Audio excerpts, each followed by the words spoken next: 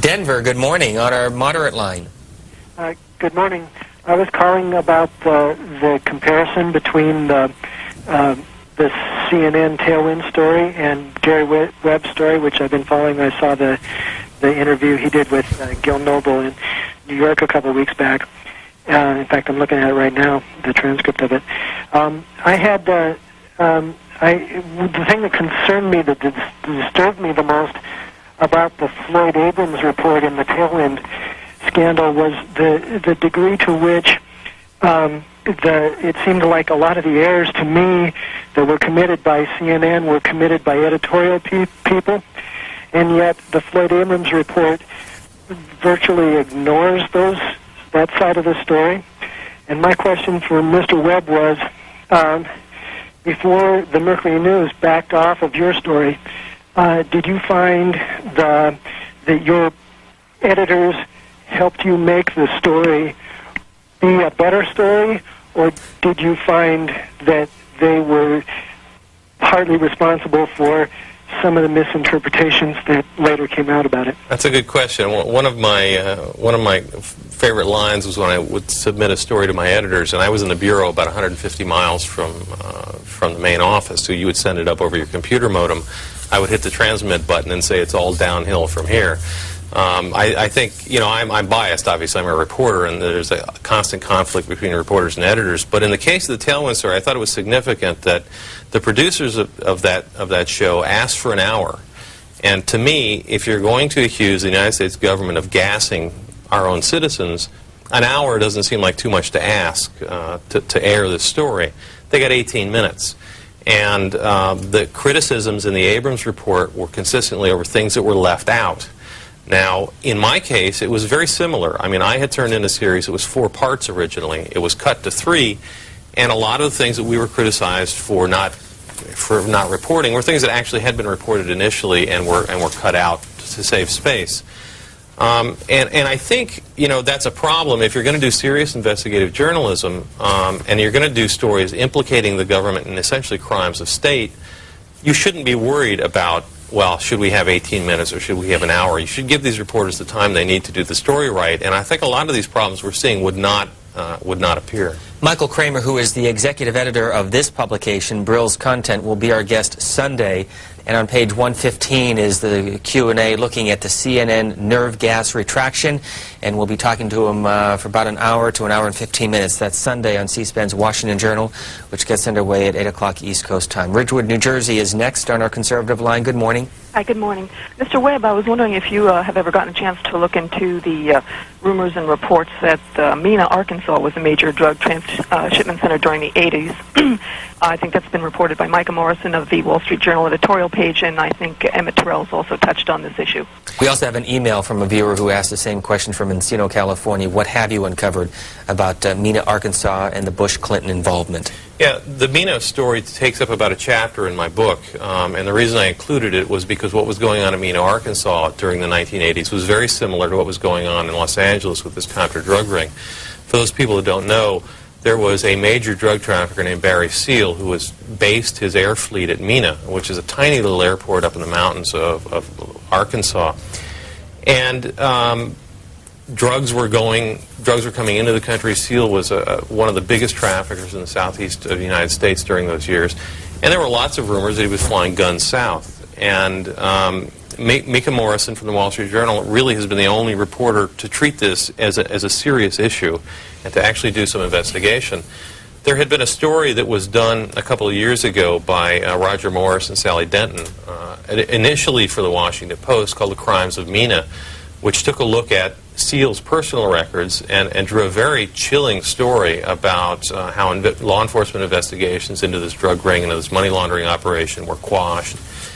The Washington Post refused to run the story eventually, and it appeared in Penthouse magazine. But this is another story that the national media has sort of blown off as some wacko conspiracy theory. 2 weeks before my series appeared, the CIA Inspector General issued a report, which is still classified, if I'm not mistaken, but the results were leaked to the press, and it said the CIA admitted that it had a presence at this air base in Mena. It admitted that it had done repairs of aircraft at this air base in Mena.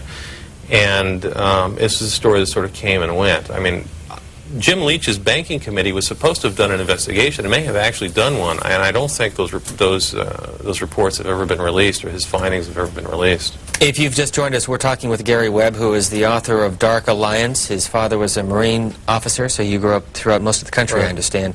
Began his journalistic career in Kentucky at the Kentucky Post and also the Cleveland Plain Dealer. Spent 9 years in San Jose working for the Mercury News and has a new book out called Dark Alliance, and is also working on another publication. By the way, I want to follow up on an earlier call who had commented about an editorial that was written by a member of Congress, and I believe it was a former member of Congress, a Democrat, Ben Jones from Georgia, who served from 1989 to 1993, the former Hollywood actor, and he wrote in yesterday's roll call, "Mr. President, do the right thing and step down." So a follow-up to the previous caller who phoned in. This was used last night on either MSNBC or on CNBC's Geraldo program. New York City is next on our liberal line. Good morning. Yes, good morning. Yes, I've been calling about several things. What I'm interested in finding out, if you can, first of all, the Taliban was also part of the CIA cooperation, I believe. And I think the MENA thing, these are peripheral things that I'm just going to mention. The only interest people have in that is so that they can assign the blame to Clinton. They're not so much interested in the use of the airport for drug trafficking as they are to see if they can find another thing to tie onto his tail. My own purpose in calling is to really ask why there has been such a blackout of any information about Mr. Scaife. There have been no investigative reports. The newspapers are not interested in discussing it. It seems to me, my own conspiracy theory is that there really is a right-wing conspiracy to try to make sure that the Democratic Party is really defanged, destroyed, and the result of that will be that they can get what they're really after, which is the New Deal.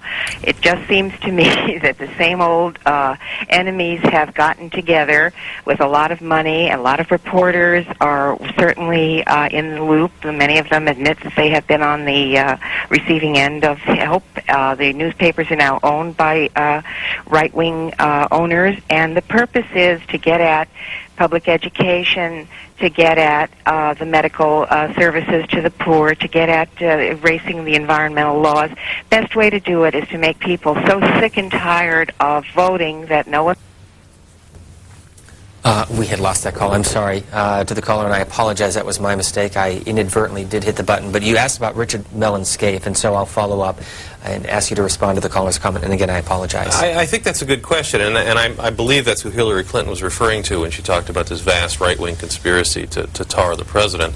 Scaife is a very interesting figure in American journalism, and when I was looking for stories about him, I saw a piece, I think it was the Columbia Journalism Review many years ago.